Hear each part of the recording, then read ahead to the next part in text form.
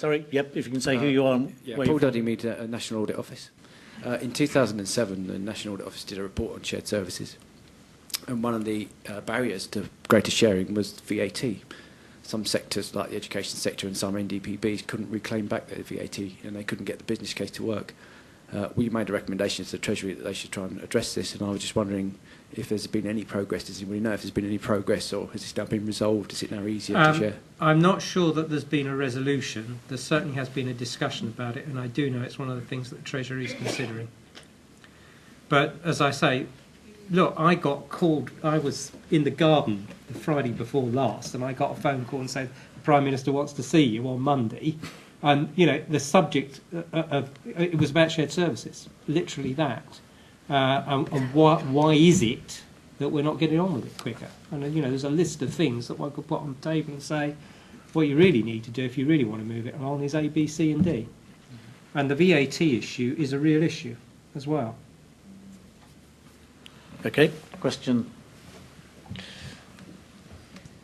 It's just a quick question. The Carter Review made some fantastic recommendations about what should be done in terms of drawing up local government and central government assets, looking at regional asset maps, etc. I know that the OGC has a fantastic property data system called EPIMS, and I know that the Central Civil Estate are on that.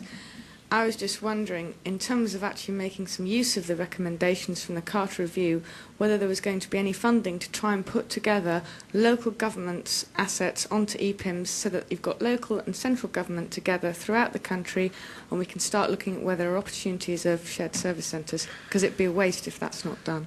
Stuart, I think you're the one who's most likely to know the answer to this one. It's curious. Again, I haven't a partner that I can leave unnamed, who's proudly come to us and said, look at what we've done about mapping public sector land in this particular part of the country. We've gone out and bought a server, we bought some software, we paid developers, here's our results, and it's really pretty good. But we could have done it for free, and we probably could have done it faster, and we probably had half of it on our database anyway. So there is money out there. It's this classic thing of is someone willing enough to effectively write themselves out of their own job, because there's no need for them to be doing that. There is money out there, but there's empire building. I want to be seen to be spending my money. But Treasury, there are noises within Treasury where they are recognising that in order to deliver large-scale wholesale change, some seed corn money is required. And I suspect CLG, who are at the top of that particular money tree for local authorities, are of a similar opinion. We're in a slight grey area at the moment. For those of you who follow the OEP very closely on property, there is a central property function being created within the shareholder executive, which is part of Peter Mandelson's BIS department. And there is some no man's land between what is known that they'll be doing, what is known that OGC will be doing, and a big expanse of no man's land in the middle.